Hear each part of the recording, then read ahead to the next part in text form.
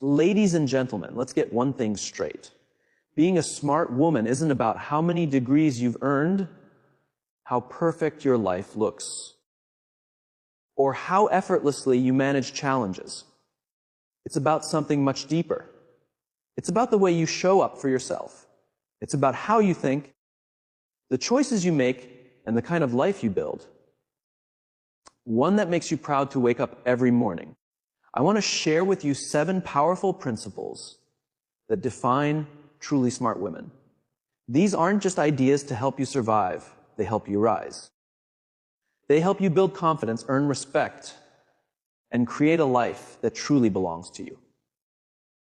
The first thing to understand is that confidence is everything. But here's the truth. Confidence isn't something you're simply born with. It's something you grow moment by moment.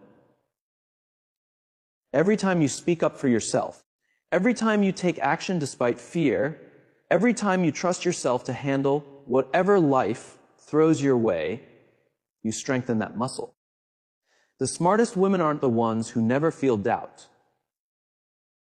They are the ones who refuse to let that doubt define them. They look fear in the eye and move forward anyway. The second principle is emotional intelligence. The ability to stay calm when everything around you feels chaotic is what sets a woman apart. A smart woman doesn't react out of impulse. Instead, she pauses, thinks, and responds with clarity instead of confusion. She leads with understanding, not emotion. She listens to her instincts and applies reason before reaction. Because of this, she earns respect wherever she goes. She doesn't need to demand it. Her composure commands it.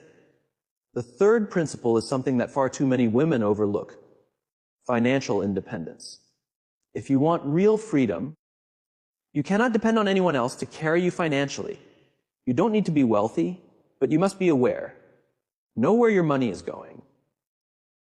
Know how you save, how you invest, and how you build stability. A smart woman takes control of her financial future because she understands that depending on others limits her choices. And freedom, true freedom, begins when you take responsibility for yourself. Now let's talk about something that changes your life the moment you master it. Boundaries. A smart woman knows when to say yes and when to say no. She's not a people pleaser. She doesn't say yes out of guilt. And she doesn't allow toxic people to drain her energy. She doesn't let others take advantage of her kindness or mistake it for weakness. She knows her worth. She knows her values. And she isn't afraid to say no when something doesn't align with her peace or well-being.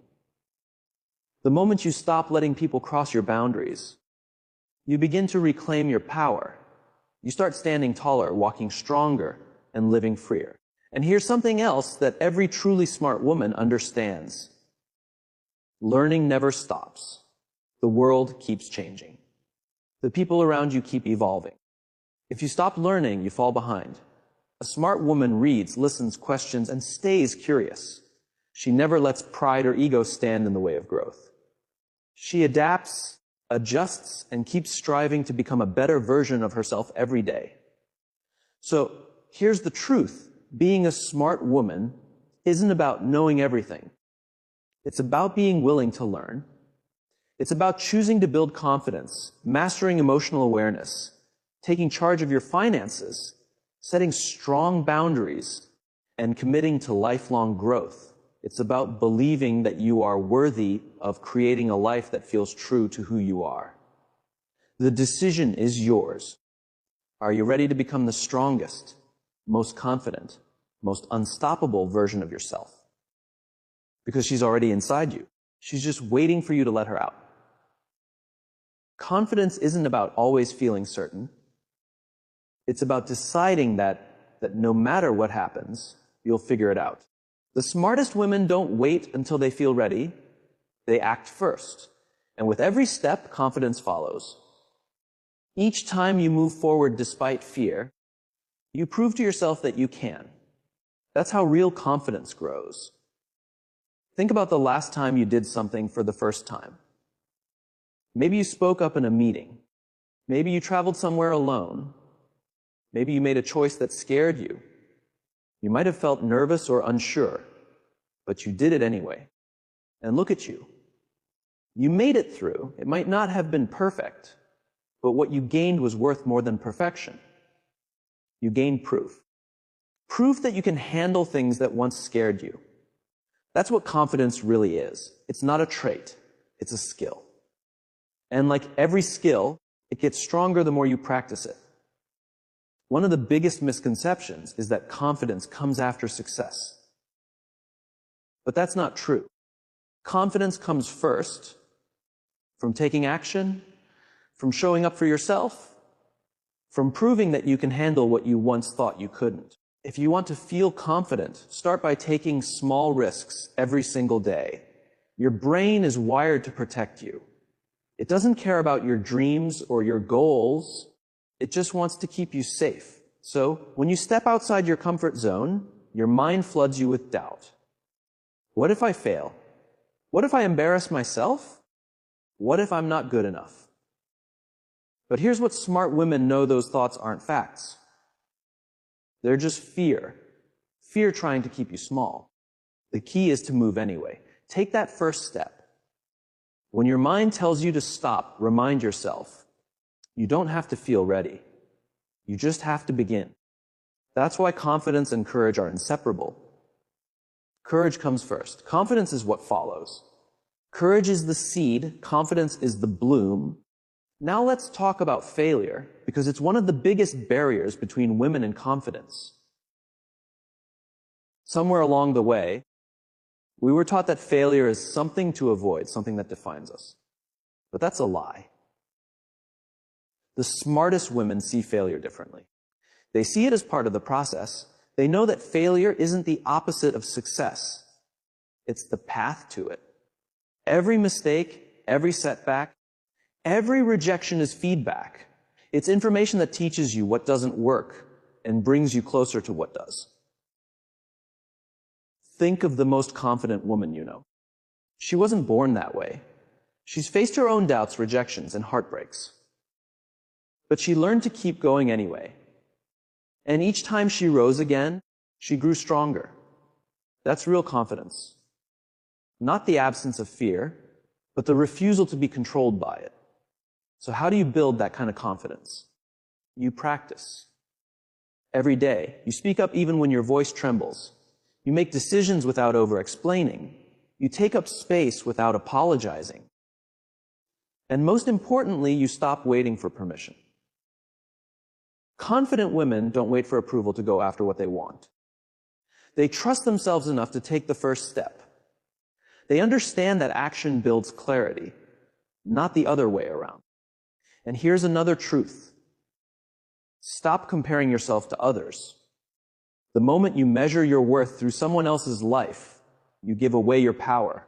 Smart women know that confidence is an inside job. It doesn't come from likes, followers, validation, or comparison. It comes from knowing you are enough, even when you're still growing. Confidence isn't about always feeling great. It's about showing up, taking action, and proving to yourself that you are capable, even when you don't have all the answers. Because every time you do something you once thought was impossible, you expand your limits. You realize how strong you truly are. And the stronger you become, the less fear has control over you. That's when you start to live freely. That's when you stop apologizing for existing. That's when you begin to lead, not just others, but yourself. And that, right there, is when you become truly unstoppable.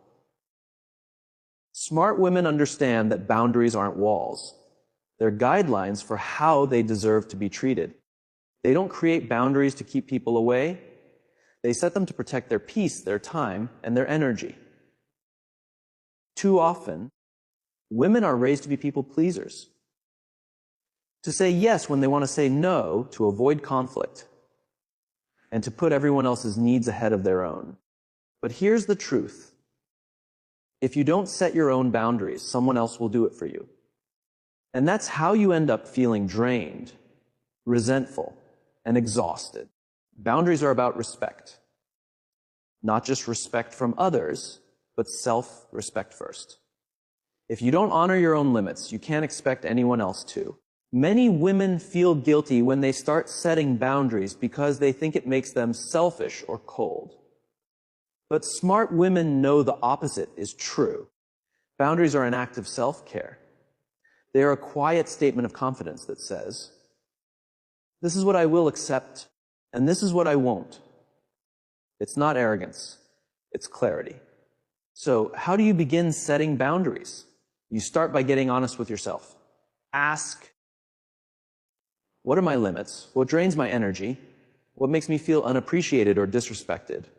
What am I tolerating that I shouldn't be? If something leaves you uneasy, exhausted, or taken for granted, that's your signal. A boundary needs to be placed there. The next step is to communicate those boundaries clearly and calmly. Wise women don't over-explain, they don't apologize excessively, and they don't try to justify their choices. They simply say, I can't do that, or that doesn't work for me, or I need some time for myself. Notice the tone? It's calm, direct, and without guilt. No lengthy excuse, no nervous laughter, no guilt-driven reasoning, just truth. And that is always enough. The hardest part of boundaries isn't saying them, it's keeping them. Because here's what happens: the people who benefited from your lack of boundaries will not be happy when you start setting them. They'll push back. They might guilt trip you. They might make you feel like you're the one in the wrong. But that resistance is not a sign that you're doing something bad. It's a sign that you're doing exactly what you need to do. A wise woman understands that boundaries aren't about controlling others. They're about managing herself. She doesn't set a boundary hoping people will respect it. She sets it and then follows through when it's crossed. If someone keeps ignoring your boundaries, you adjust their access to you. If a friend constantly dumps their problems on you, but never asks how you're doing, you stop picking up every call. If a coworker keeps pushing their workload onto you, you say, that's not something I can take on right now. Let's talk about guilt, the biggest obstacle when setting boundaries. When you've been taught to put everyone else first, choosing yourself will feel wrong at first. You'll think, I'm being selfish, or I'm hurting someone. But remember this, your needs matter. Your time matters. Your peace matters. And anyone who truly values you will respect the limits you set. The people who get upset about your boundaries are usually the ones who benefited from you not having any. Here's the beautiful part. Once you start setting boundaries, your confidence grows. You stop feeling like a victim of other people's expectations and start taking ownership of your life. You begin to feel lighter, freer, and more at peace. You attract people who respect you, who value your time, and who love you for who you truly are. Because in the end, boundaries teach people how to treat you. They're not about shutting people out. They're about saying, I matter. My needs are important. I will not settle for less than I deserve. Wise women don't wait for permission to set boundaries. They know protecting their energy isn't selfish. It's essential. Much like boundaries isn't something you're born with. It's something you build. Smart women understand that confidence isn't about looks, status, or being the loudest voice in the room. It's about how you carry yourself, how you trust yourself, and how you move through the world without needing to apologize for who you are. Confidence isn't a feeling, it's a decision. It's the daily choice to believe you are capable, worthy, and enough, even on the days you doubt it. One of the biggest mistakes women make is waiting to feel confident before taking action. They think, I'll speak up when I feel ready, or I'll go after that opportunity once I feel more prepared. But that's not how confidence works. Confidence doesn't come first, action does. You build confidence by doing the thing that scares you again and again until it doesn't. Every time you show up, even when you're unsure, even when your voice shakes, you prove to yourself that you can. That's how confidence grows, through proof, not promises. The greatest enemy of confidence is self-doubt. That small, persistent voice that whispers, "You're not good enough. You're not smart enough. You'll embarrass yourself." But self-doubt is a liar. And the only way to silence it is to stop waiting for it to go away and start acting anyway. When that voice says, "You can't do this," respond with, "Watch me." When it says, "What if you fail?" Answer, "Then I'll learn, try again." Confidence also comes from keeping promises to yourself. Every time you say you'll do something and follow through, you build trust in yourself. Every time you take even a small step toward your goal, you prove that you can rely on you. The most confident women don't just talk about what they'll do. They do it. They don't wait for motivation. They don't wait for someone else to say they're ready. And they don't wait for approval. They act. And through that action, they create the confidence they thought they needed to begin. Another truth about confident women is this: they stop chasing validation. The moment you start looking for approval, you hand your power away. Confidence isn't about someone else saying you're good enough. It's about deciding it for yourself. When you stop needing to be liked, when you stop trying to prove your worth, you become free. Because confidence isn't about being liked. It's about being respected. And respect begins with how you treat yourself. That means speaking up when something doesn't sit right. That means saying no to things that don't align with your values.